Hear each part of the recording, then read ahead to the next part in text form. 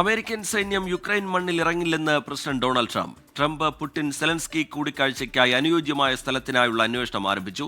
ഹംഗറിയിലെ ബുഡാപെസ്റ്റിന് സാധ്യത തെളിയുകയാണ്. അമേരിക്കയിലെ ന്യൂജേഴ്സിയിൽ നിന്ന് മധു കൊട്ടാരക്കര ഏറ്റവും പുതിയ വിവരങ്ങളുമായി ചേരുന്നുണ്ട്.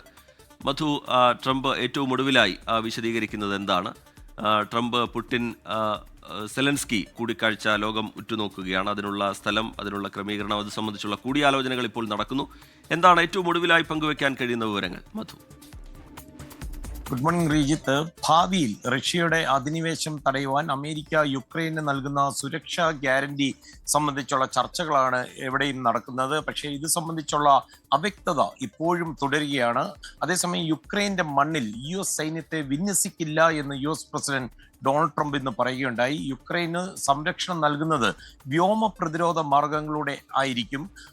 സമാധാന കരാറിന് കീഴിൽ യുക്രൈനുള്ള US സൈനിക സുരക്ഷാ സഹായത്തിന്റെ സ്വഭാവം സംബന്ധിച്ചുള്ള നിരവധി ചോദ്യങ്ങൾ മാധ്യമപ്രവർത്തകർ പലരോടും വൈറ്റ് ഹൗസുമായി ബന്ധപ്പെട്ട് ചോദിച്ചിട്ടുണ്ടെങ്കിലും ഒരു വ്യക്തതയും വരുന്നില്ല. മിസൈൽ പ്രതിരോധ സംവിധാനങ്ങൾ അല്ലെങ്കിൽ ഒരു നോ ഫ്ലൈ സോൺ യുക്രൈനിൽ സൃഷ്ടിച്ചിട്ട് അവിടെ യുദ്ധവിമാനങ്ങൾ ഒരുക്കുന്ന ഒരു വ്യോമ പിന്തുണയാണ് അമേരിക്ക പദ്ധതിയിടുന്നതെന്നാണ് അറിയാൻ സാധിച്ചത്.